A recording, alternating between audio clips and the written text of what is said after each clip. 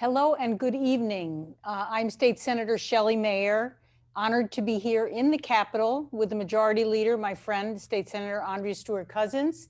Together, we are hosting this wonderful fifth Women's History Month celebration. And we're so pleased to be together to honor some exceptional women who really stepped up during COVID. Unfortunately, last year, we had a plan to have our Women's History Month, which got canceled by COVID. We are going to have a wonderful video paying tribute to our honorees later in the program. But first, I just want to acknowledge the women that we're honoring tonight.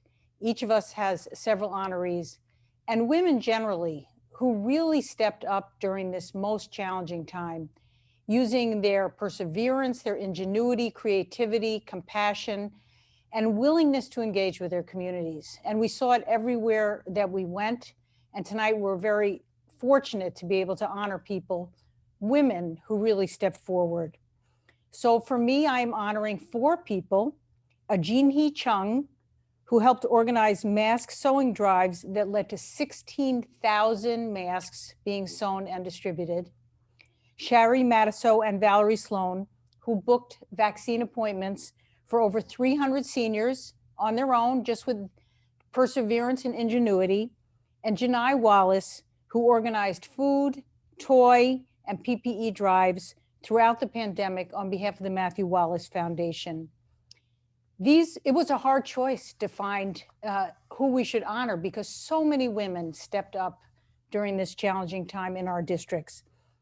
But these four women that I've selected, and I'll let the leader speak about those she selected, really deserve our honor, our recognition, and our thanks. We have many neighbors that suffered this year. They continue to struggle.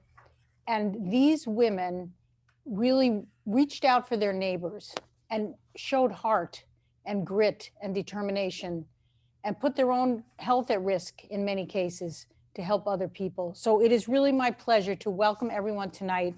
And now to turn it over to my friend, the Majority Leader of the New York State Senate, Andrea Stewart-Cousins. Thank you so much, Senator Mayer, and good evening, everyone. It is just such a pleasure to be here again.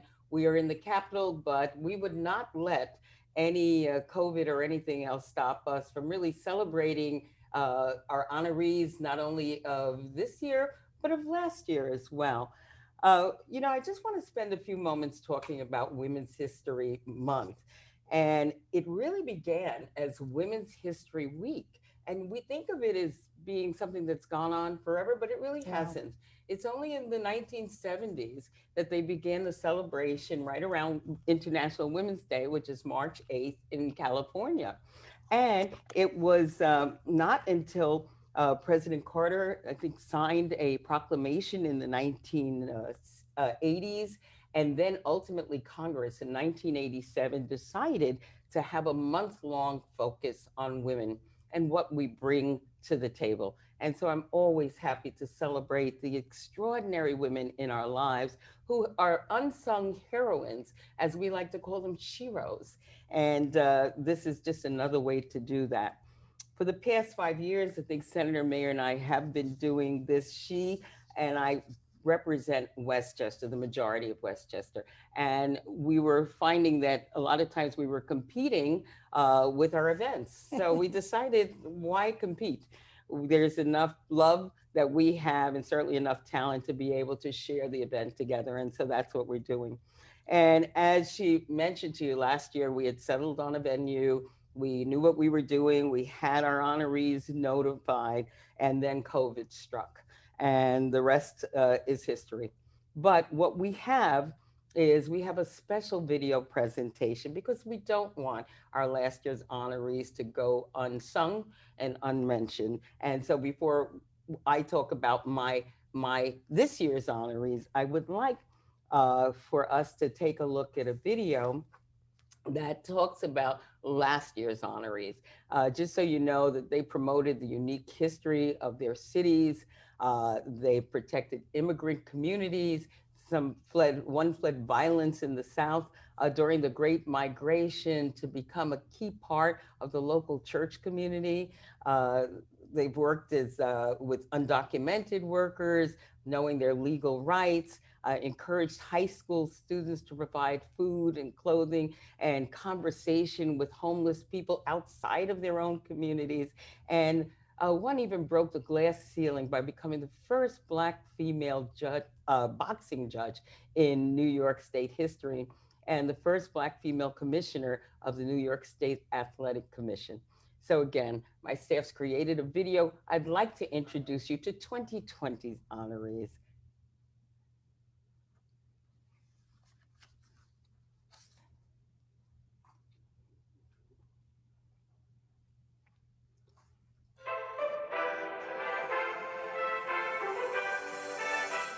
Esmeralda Oskoy. When it comes to protecting our immigrant community, Esmeralda is a tireless fighter in Yonkers. As Regional Director for Catholic Charities, Esmeralda helps to educate immigrant communities about their legal rights and protections against ICE. She can often be found organizing events to assist immigrant families in need.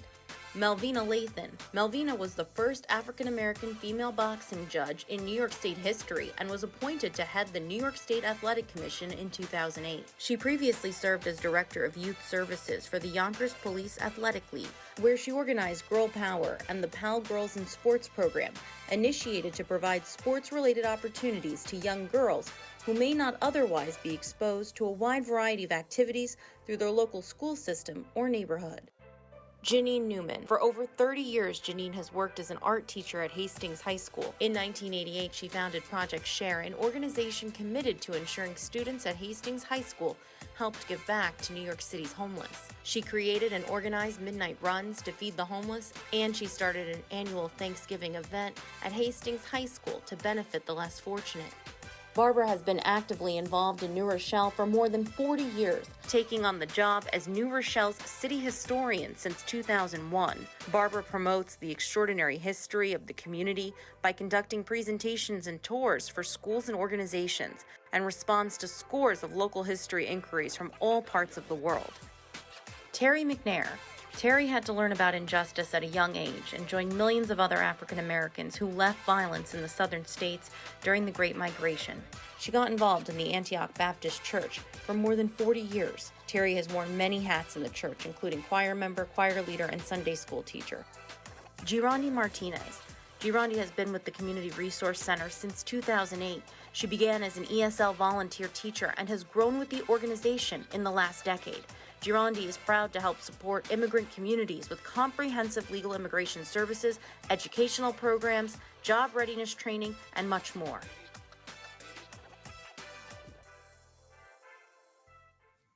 Women are the real answer to a sustainable, peaceful future.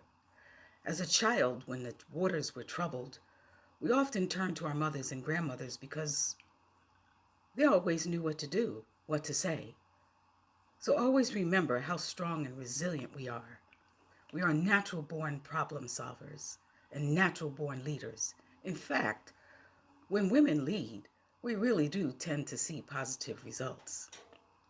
There's no greater satisfaction than to watch a child blossom, but how beautiful is it to see a woman of power working to elevate the accomplishments of other women. So thank you, Senator Andrea Stewart-Cousins, for this recognition.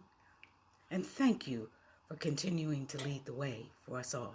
The esteemed anthropologist Dr. Margaret Mead once said, "Never doubt that a small group of citizens can change the world. Indeed, it is the only thing that ever has. Share the Project has aspired to be just that." We are so grateful to Senate Majority Leader Andrea Stewart-Cousins for recognizing Share the Project, for supporting us, and for giving me this amazing award. Thank you so very, very much. I'm deeply honored.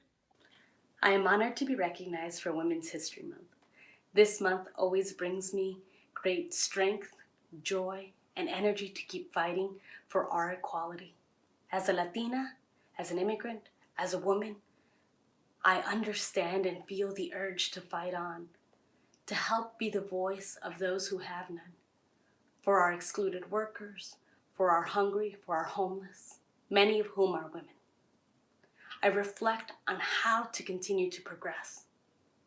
This month I also celebrate I celebrate the achievement of all women, of those who have existed and those who have persisted. Gracias a todas. Greetings to State Senator Shelley B. Mayer.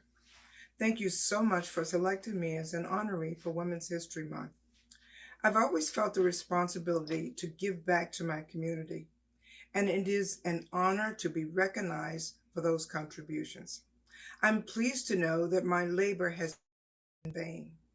Again, thank you. Thanking you so much, Senator Shelley Mayer, for honoring me and the work that I've done along with my partners and my colleagues at the Community Resource Center. It means so much. I'm incredibly humbled because together we are poder, we are power. We're women in the nonprofit sector, in the government sector, in the health sector, making a difference for the community. Thank you for recognizing that.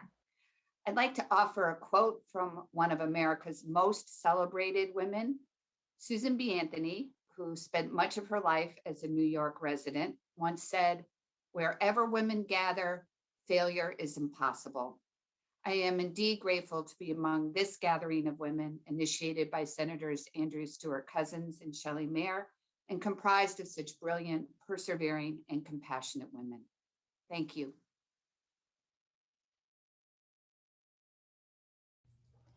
Thank you, Majority Leader, for putting together that, very impactful. It's touching even now to think that a year ago, we were honoring such extraordinary women. And I would say that all of them that I know have continued during this time to be leaders and to not let failure be an option. And I wouldn't be remiss if I didn't note that our leader here is the first woman to lead a conference of the state legislature in Albany and to truly break many, many ceilings. So today is a special day to recognize that. So my first honoree for tonight is Jean-Hee Chung from Mamaroneck, mask maker and founder of SewForNewYork.org. Hi, Jean-Hee, nice to see you there, even on Zoom, and SewForConnecticut.org. Jean-Hee holds a bachelor's degree from Harvard and a graduate degree from Yale University Department of Ecology and Evolution. After starting a family, she transitioned her career to web development as it provided additional flexibility. But when COVID began, Jean-Hee heard there was a mask shortage, and you all may remember that. Hello, and you started to make it happen.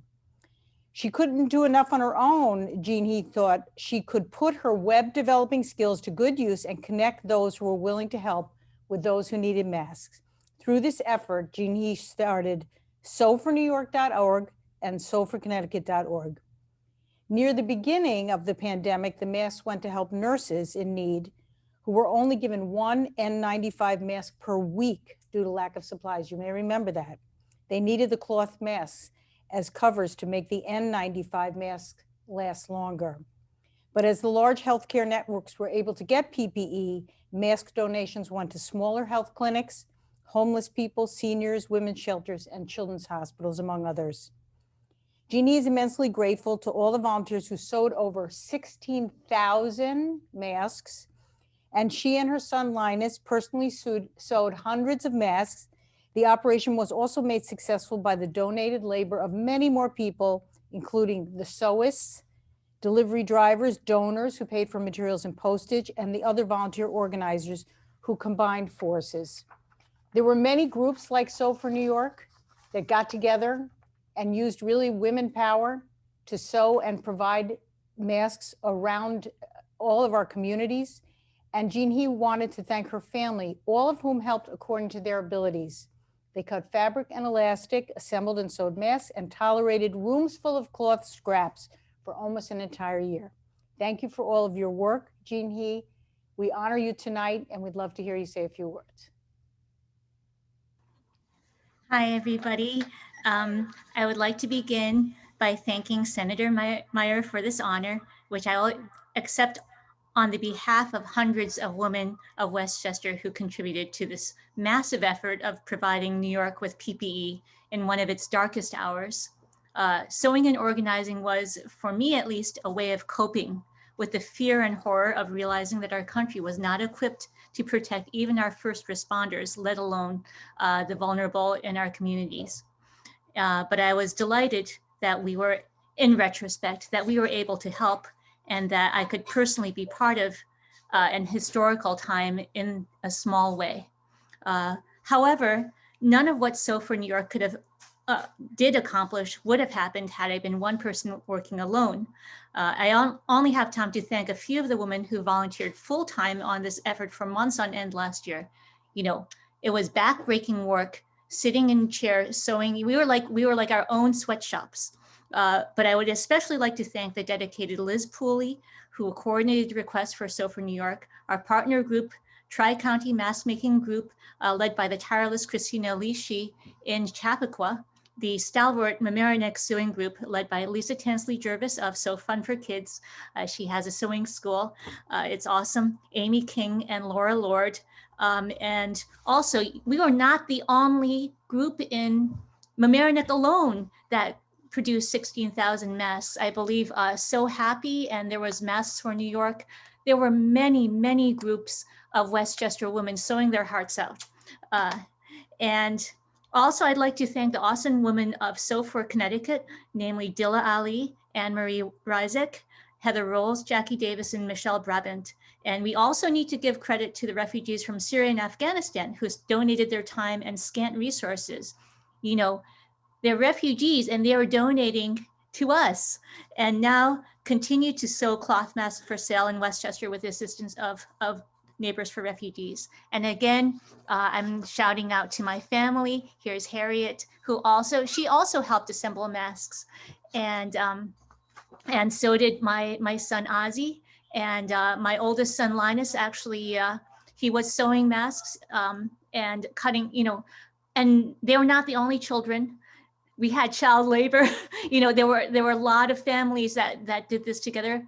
And also, it was incredible. I think this will go down in the history books. And I'd also like to thank my husband, Niels, who was so supportive and put up with it. And also we put him to work as well. So thank you so everyone. much. Thank you. Everyone. Thank you for giving credit to so many others. Thank you. Thank you. Now it is your turn. Yes, it is. And yes, I think that what we heard from Jean He was just so much of the action that happened around trying to combat COVID. And my first honoree is Dara Broxmeyer Gruenberg, and she's from Scarsdale, another incredible force of nature. How are you, Dara? Congratulations.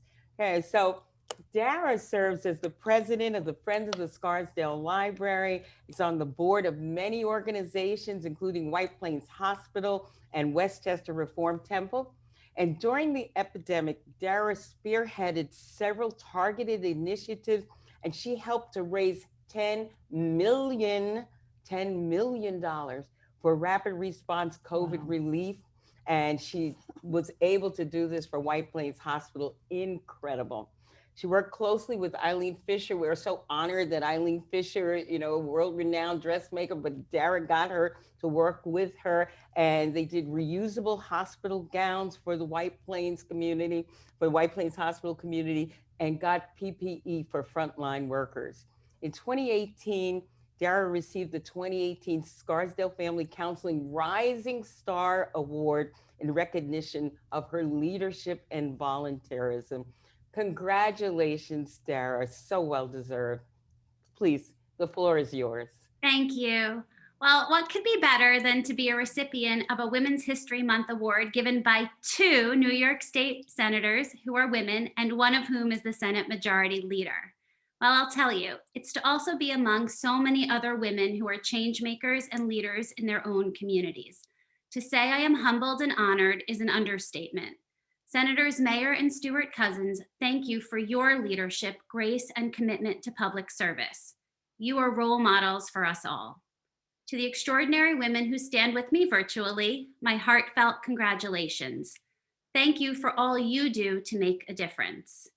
A year ago, we were in a very different place than we are today. We were isolated and full of uncertainty as to what would come next. It felt surreal and yet all too real. What we learned and witnessed during the height of the pandemic was that in the midst of crisis, we saw humanity, goodness, and love emanate from every corner of our communities. The people we may not have appreciated enough before COVID became our heroes. And those of us who are not healthcare or essential workers wanted to take care of our newfound heroes, but felt helpless in how to do so. In those first few months, I happened to be fortunate enough to find myself in a position to connect resources with people and places that needed them the most, and to find ways to let people express their gratitude for those who were putting their lives at risk. The more involved I became, the more I was put in touch with others who had the means to help, but just needed the right connection. In reflecting on that time, I can say for certain that I know we all have the ability to make a difference. We just have to be present and awake to the opportunities that come our way, and to push aside any doubt that we aren't capable. We are all capable. We have to seize those moments where we can activate change and just go for it. So I urge you all to find causes that put a fire in your belly and to leave your mark on the world. There can never be enough kind and compassionate doers who take the time to care for others. Thank you again, Senator Stewart-Cousins, for this tremendous honor. Thank you, Dara. Wonderful. Wonderful. Thank you so much. My next group of honorees are Shari Matisow and Valerie Sloan from Armonk. There they are.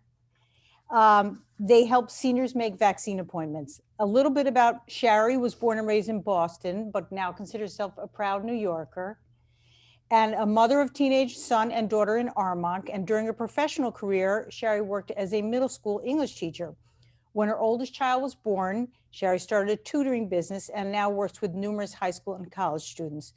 Shari is an avid tennis player and captains tennis teams in the area. And Valerie Sloan was born and raised in Westchester. After college, she worked for 2 consulting firms before joining her family's business of chain of supermarkets with 1,000 employees. We can see where all this experience landed you. Your area of professional expertise includes human resources and compliance. Valerie is now married with 4 beautiful daughters. She devotes her time to the family and love and cooking until COVID came. And once the vaccine rollout began, and we are very aware of that bumpy rollout, Shari and Valerie began booking appointments for relatives and family friends. After making appointments for many of their friends and family members, Shari and Valerie joined forces to make appointments for seniors in need throughout their community. Together, they booked over 300 appointments for seniors and teachers. Social media groups promoted their efforts, and strangers reached out to them for help. You find the work immensely rewarding, I'm sure, and it kept you moving forward, but I think it's so consistent with the message we have heard. You saw the need, you stepped in, and we're so immensely grateful. So we'd love to hear from you both.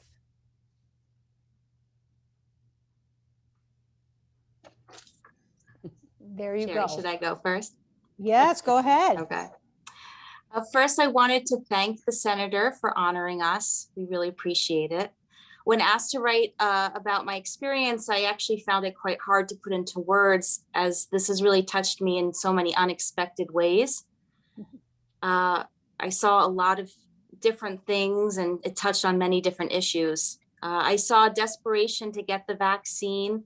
I saw the loneliness in the older generation after being isolated for a year.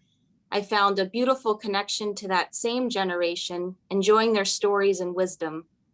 The experience opened my eyes to issues of privilege in ways I had never thought about before.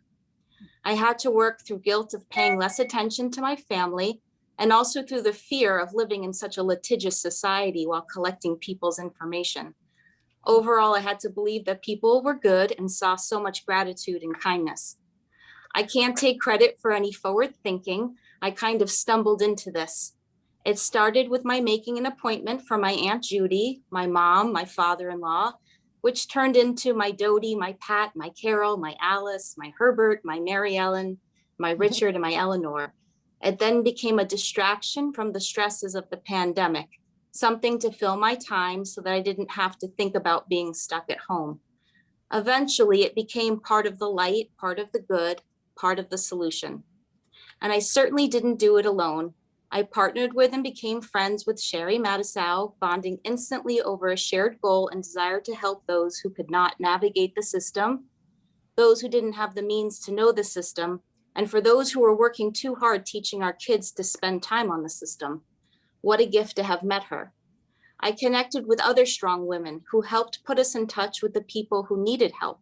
Jen Lamia, superintendent of Byram Hill Schools, Liz Duffy, senior recreation leader for North Castle, and countless other gals who stepped up to help us find appointments, like Jessica, Abby, Blair, Erica, and Beryl. We worked on some of the hardest cases, seniors who were almost homebound, many over 100 years old, those without computers, those with disabled spouses, those without anyone at all. We befriended them, spoke to them daily, booked appointments, delivered tickets, and even helped them get to their appointments. We discussed gardening, the love of their lives, heard about their families, their stresses, their childhoods. We heard them and connected with them. One such senior said, "I felt like I was being forgotten until you helped me." I think as parents, we often ask ourselves how we can be better role models for our children. What I learned through this experience is that it's in the doing and modeling that we teach them. As a mother of 4 tween and teenage daughters, I was able to show them how meaningful it can be to help people without any expectation of anything in return, to help for the sake of helping. I saw how excited they got whenever we booked someone, and often had all 4 of them get on their own devices to help search and book for seniors too. I couldn't have done this without the help of my girls. I've been called an angel, told I'm going to heaven, been thanked, been honored, but I'm the one who is thankful. I have been humbled to have had the opportunity to be so intimately connected to so many people. To the older generation and teachers in my community, thankful to have had this opportunity to help alongside my beautiful children and wonderful husband, and so thankful to have been able to take part in something to help us all move forward. That's so special. Thank you so much. Okay, so this has no doubt been an interesting time for everyone. And when COVID hit last March, I, like everyone else, felt fear about what the future had to hold. So I constantly searched the internet for progress on the vaccine and knew that I wanted to get involved and help. So my first step was that I applied to be part of pretty much every vaccine trial. And this fall, I was accepted to be part of the AstraZeneca trial, and I participated in that. And I felt like I was really doing something to stop the pandemic, but I wanted to help others do the same. So only a couple of months ago, when the 75 plus group was eligible, I watched from afar as Valerie posted on Facebook generously offering to help elderly book the vaccines. At the time, I didn't know her. And as 1C became available, I started to help friends and family who needed shots. And then I reached out to Val. And the rest is history. It's been an amazing experience and one that I feel blessed to have been a part of.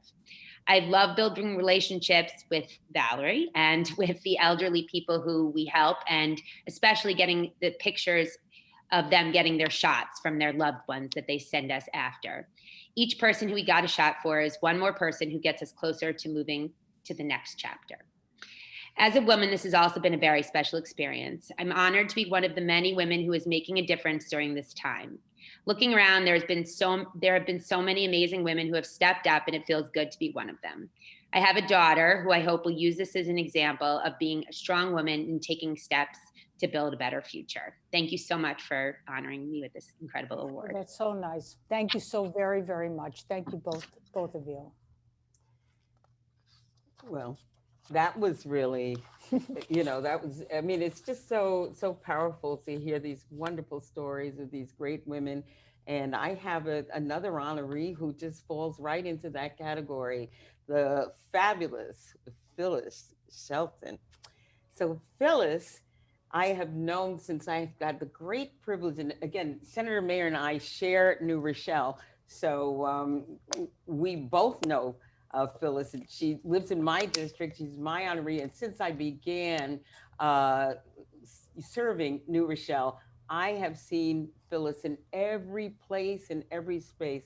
If there is a need to volunteer, Phyllis is there on the front lines, whether it's teaching the young kids technology, volunteering for a church, wherever she could be.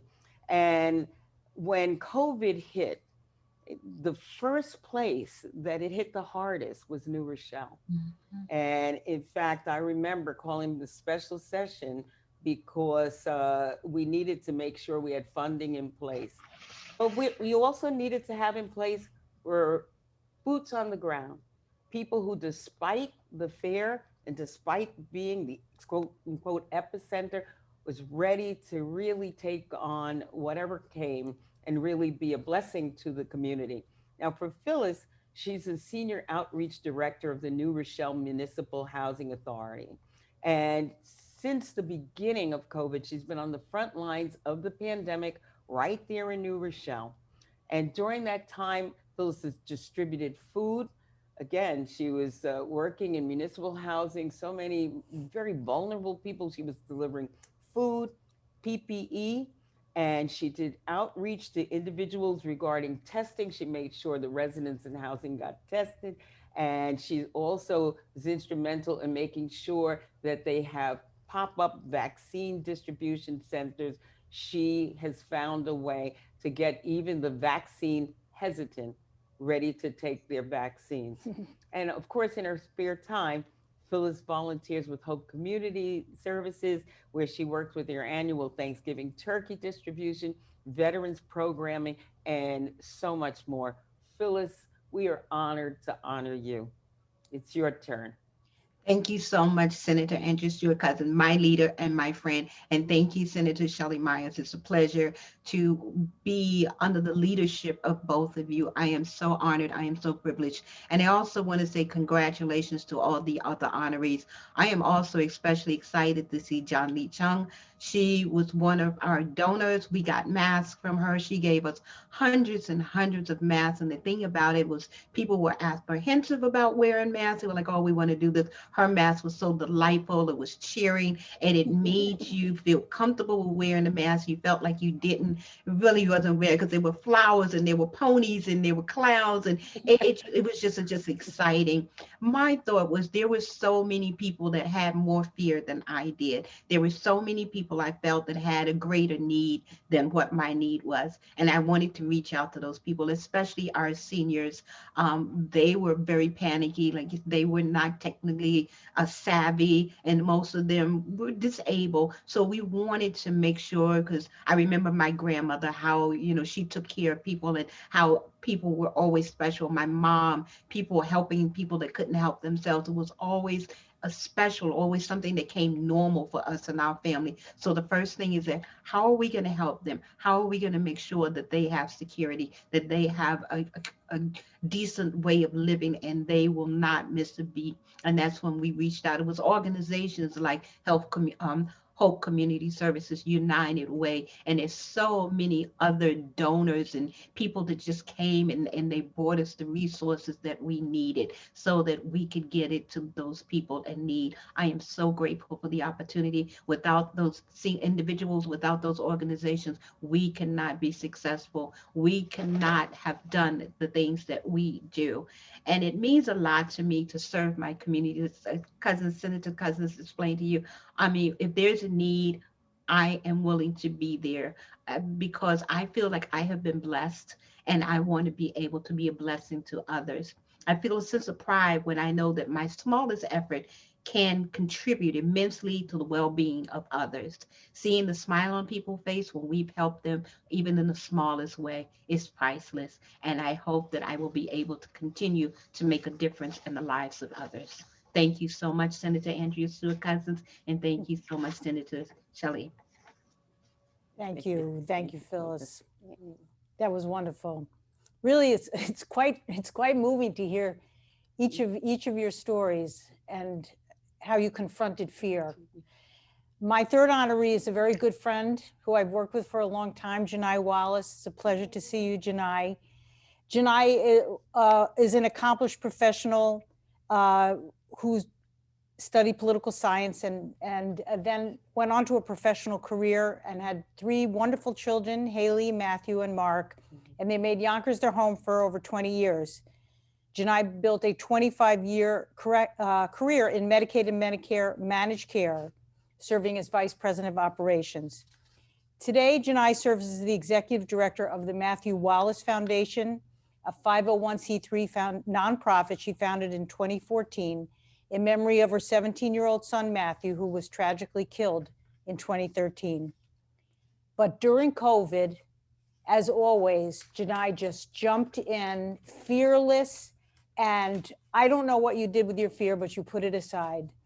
I was out with her a few times on McLean Avenue with some of our seniors, but the Janai and Matthew Wallace Foundation during COVID served 800 meals per week for 8 months. They delivered food to homebound seniors and quarantined families for 4 months. They distributed thousands of PPE items, including masks and hand sanitizers. They distributed 800 Halloween costumes to children in need. Don't forget they missed Halloween.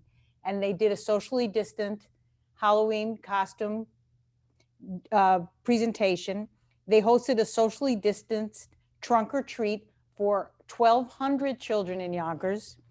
And they hosted a holiday celebration for families in need during December, where the foundation distributed 500 turkeys, 300 bags of groceries, 400 blankets, and 1,200 toys.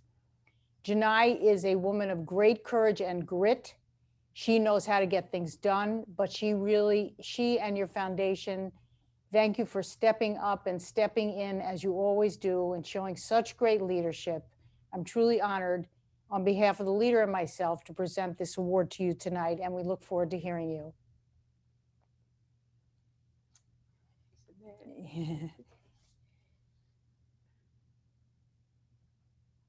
There we go. Okay. Oh, yes. Thank you. You're going to make me cry. Thank you so much. First thing I'd like to thank, Senator Stewart-Cousins and Senator Shelley Mayer for even considering me in such a dynamic group of women. I'm in awe of all of you. You guys are, leading the way and being role models. And I thank you for that. I'm always kind of, I feel funny accepting awards because it's always a group effort and a team effort. So, when March 2020 happened, like Shelley mentioned, I have a 25-year career in Medicaid and Medicare managed care and operations. So it's always was my job to kind of put together the plan of action to help the families and communities within New York. And, I put together a plan and, one of our board members, she calls me Lucy and she says she's Ethel because she's like, you always have this harebrained scheme, but it comes off. So we implemented a plan and we just did it because it was heart-wrenching seeing your neighbors and your friends suffering. And, Shelley was right there with me. So was Senator Cousins many times. And, to have them there, seeing it, and then knowing, well, they were boots on the ground with me. So I give it to them. They weren't in their offices or homes hiding. They were boots on the ground, trying to figure out what the constituents needed, and they were there. So thank you for that. It was very hard. And then as we kept expanding, because it was just more and more communities in need, and wasn't that many people out there in the beginning. So, it was so much to do. And I kind of felt like, a loan shark or something, because I was like, hemming up business owners, like, give me money, I need it. We were out there. So it was interesting. I think now they all run now when they see me coming, but we did what we had to do to help, and we didn't think about it. Like I said, I can't accept this award solely. I have to accept it on behalf of my family who put up with it, because they were right there with me as well. Our board, phenomenal board members we have that, were on deck as well, not only in approving a lot of the things that we did, but also in being hands-on with a lot of what we were doing. Our volunteers, oh my goodness, we couldn't have done anything without our volunteers. And I just want to give a special recognition out to one of our volunteers. He was a senior, Mr. Jimmy. He was an NYPD police officer back in the 60s. Mr. Jimmy was phenomenal. He came out with us all the time and he was always there. Unfortunately, Mr. Jimmy passed away, so I just wanted to recognize Mr. Jimmy. I learned so much from him being out, volunteering with him. He would tell me so much history of New York, and it was just an honor that he would come help us. Um, in addition, I have to thank our donors because, again, without them, we couldn't have been able to help anyone. So thank you to them as well. Um, again, there's so much more that needs to get done within the community. There is a vaccine, but unfortunately, the financial ramifications of what went on this whole year is not going to go away, and it's going to be here for a while. So we really need to keep it up. We need to keep going and keep helping anywhere we can.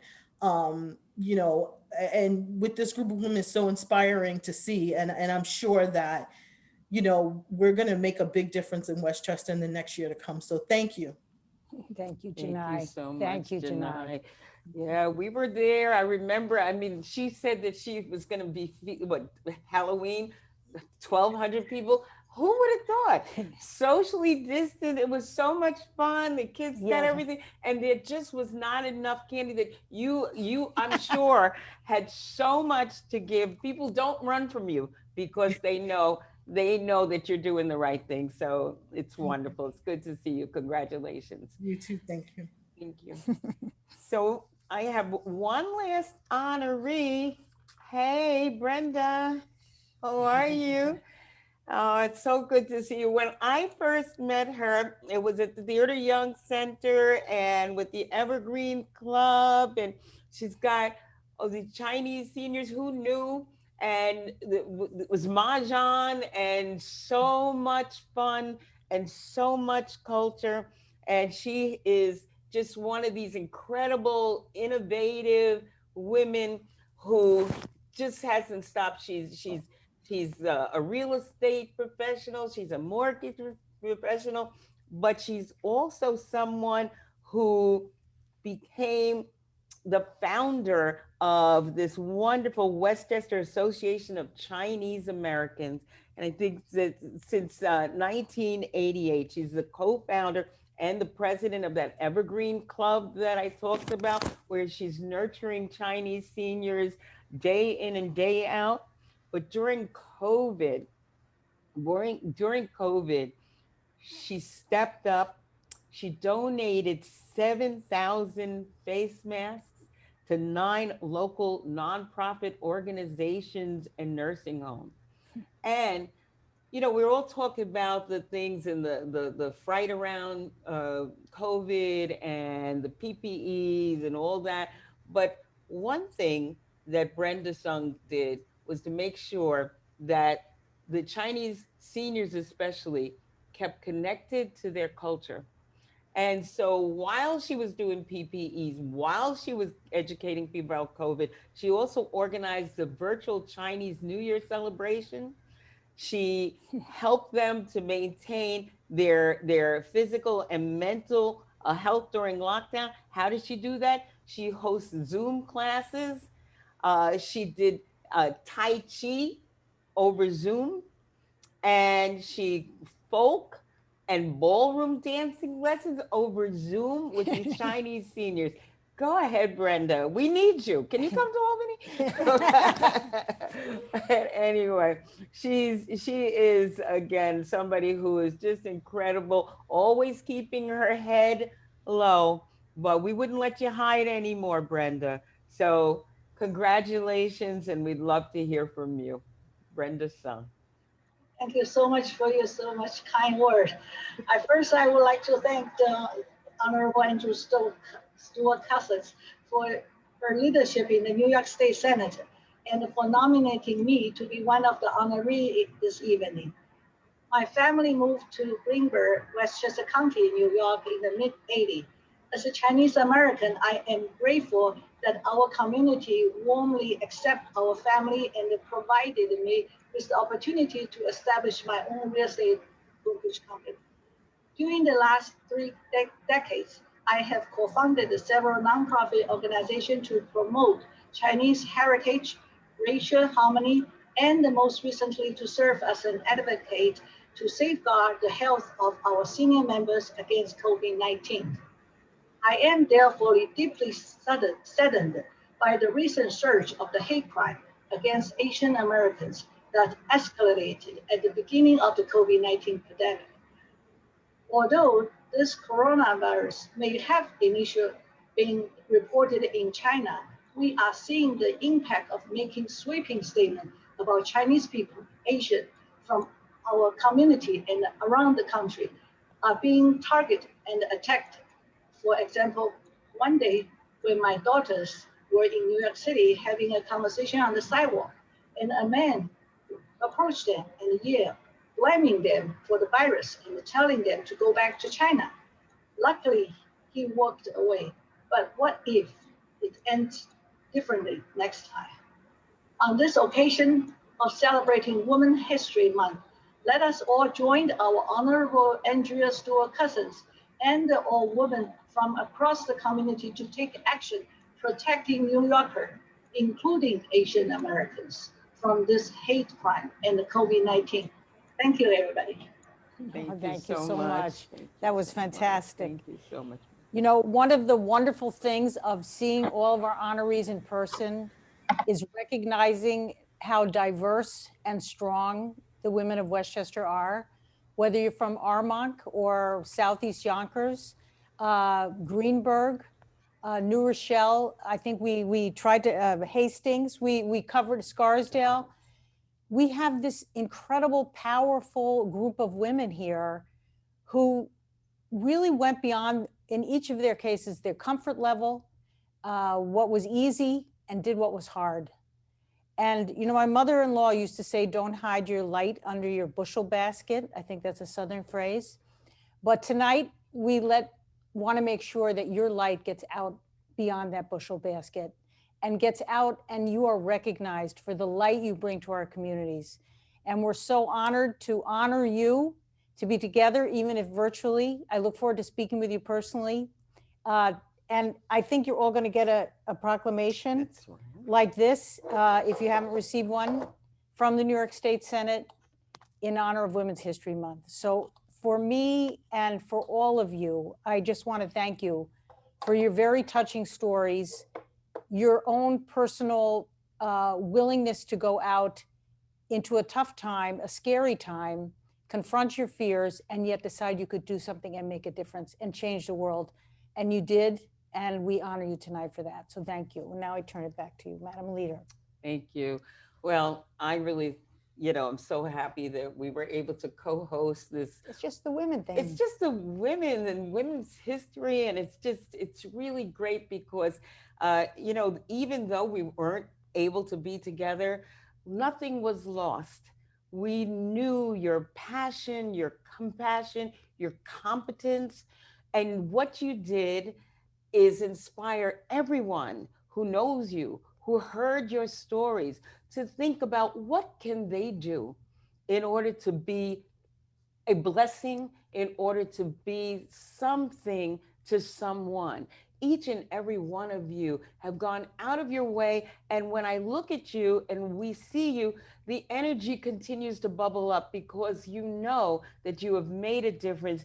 And at this point, because we are in such difficult times, the work that you do not only shines a light, but really leads us out of so much negativity and so much darkness. I was so sorry to hear Brenda bring up the anti-Asian hatred, but you know, we're all rallying and we're all supporting the Asian community.